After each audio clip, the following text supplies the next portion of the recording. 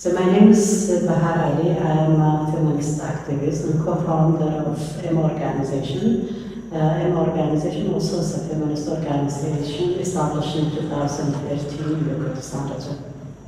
زۆر باشە. اینجا لە ڕێکخراوەکەتانە چە ئەکتیڤیتایەک بۆتان ئەولەویەتیە؟ So the organization is focusing on several issues. One of them is protection and empowering of the women survivors of the gender-based violence and sexual gender-based violence. So the program that we are providing direct services to the survivors like psychosocial support, legal support, raising awareness of the community on the gender-based violence and sexual gender-based violence. We also working on mainstreaming gender principles in the government institutions through gender units that in some ministries that exist. We are supporting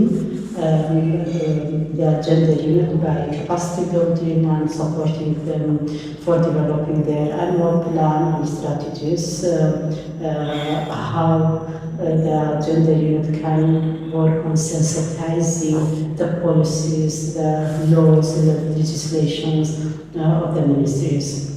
Also, we believe that all this work needs a great and a strong women movement. That is why we are also supporting, strengthening women networks through. In the years before, we initiated to found Kurdistan Women Alliance, which is most of the one organization, and many women activists are members of this alliance. We do all together advocating for women rights and increasing women participation in decision making and peace building. We are also working on the protection of the environment in the lens of feminist, how women can be a great actor for environment protection. کۆمەڵگای مەدەنی لێرە چۆنە؟ یعنی کۆمەڵگای مەدەنی کوردستانمان بۆ وەسف بکە؟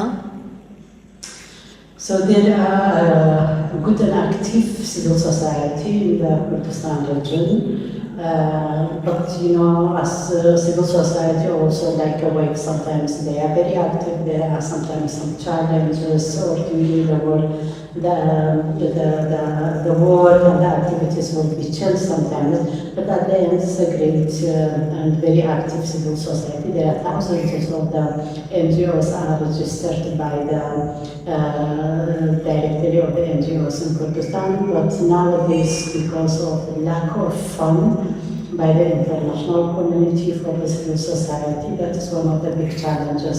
Actually, I know that many organizations closed their offices because of the lack of the fund, and at the same time there is no any fund by the government of Iraq, of Kurdistan, for the civil society. So now we are living in a big challenge. But I can say about the civil society in the Kurdistan region, actually they made a lot of changes in the society, because most of the good laws and developed laws that exist now in Kurdistan, majority of them was initiated from civil society, like a law for protecting women from the domestic violence, a law amending personal status law in a way that women can get more rights, amending penal law that crimes for honor killing won't be like any other crime. I mean, there are so other many laws that existed passed by the parliament in Kurdistan. All of them are initiated by the different civil society and NGOs in Kurdistan. So they are activating a lot of change in the society. کۆمەڵگەی ئەکتیڤیستەکان لێرە تا چه ڕادێک ئازادیان هەیە کە چالاکی بکەن و ئەوەی گەشتنان چەندە لە ئەم کۆمەڵەیە ئەتوان خۆیان ببینەوە و چالاک بن؟ So actually, freedom of speech is limited. Not by, I am not with a group that's saying government are not allowed, but the society actually, especially anything related to women issues, sometimes they are taboo and facing a lot of challenges.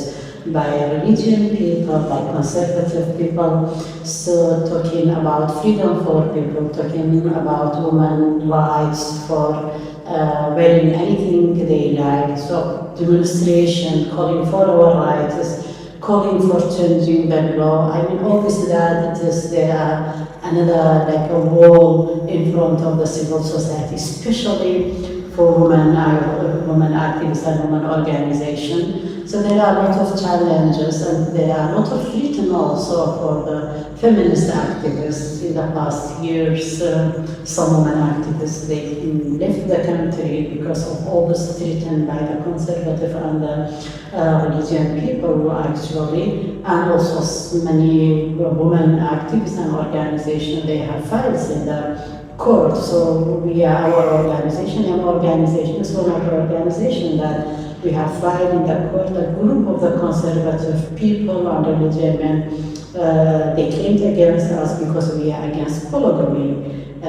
So I mean, obviously that it's a big challenge in the society, but we do believe that changing the society, social change, it needs a lot of work, it needs to be continue to have passion. So we are actually, we have a good and strong women movement group. It's small, but very powerful actually. So we do continue working in, although there are so many challenges. And NGOs. How does it work here in Kurdistan, and where's the line between security? Because in Europe, as you mentioned before, there are different problems than here, and freedom of association and freedom to work properly for organizations.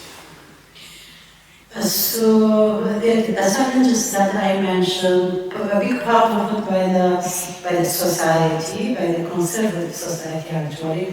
So by the government there are also challenges, because at the end by this conservative group we are targeted, activists, especially feminist activists are targeted. But there is no protection actually. There is no one asking for how to protect these activists in the society. And the procedures we take always legal, as a legal, we take a court, to take the issue to the court, but actually it takes years. And also during these procedures also, because of the women issue, always there's a delay of the procedures. So if I'm talking about protection, there is no real protection for the activists here in Kurdistan, but the activists are very brave to continue fighting for the rights of people, for the social change. And the other issue actually facing civil society, very bureaucratic procedures by the government. So we do have to send our financial report, narrative reports to different actors in the government. It takes so many times, so long to get back permission. Sometimes in the past years it was just to get back renewing the registration or taking months, and we could not work during that time because our registration were expired. But now it's better because we did a lot of advocacy for that. I mean, so there are so many obstacles in front of the civil society. So we spend a lot of time on the bureaucratic procedures than rather than our work. I think civil society needs to be very free,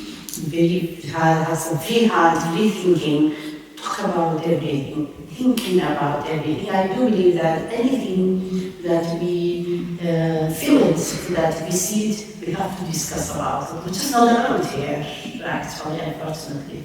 And this actual problem that you were mentioning before, how is it perceived by civil society? Is it something that is done on purpose to limit the work of NGOs because in favor of security, or is it something that is because of culture and past? And actually, civil society is something new in the Kurdistan. Since maybe about 10, 15 years, there are, or a bit more, that civil society are active and working because it was not allowed before during the previous regime. So that is why there is always a concern apart from the society and apart from the government actors. Are we against society? Are we against government?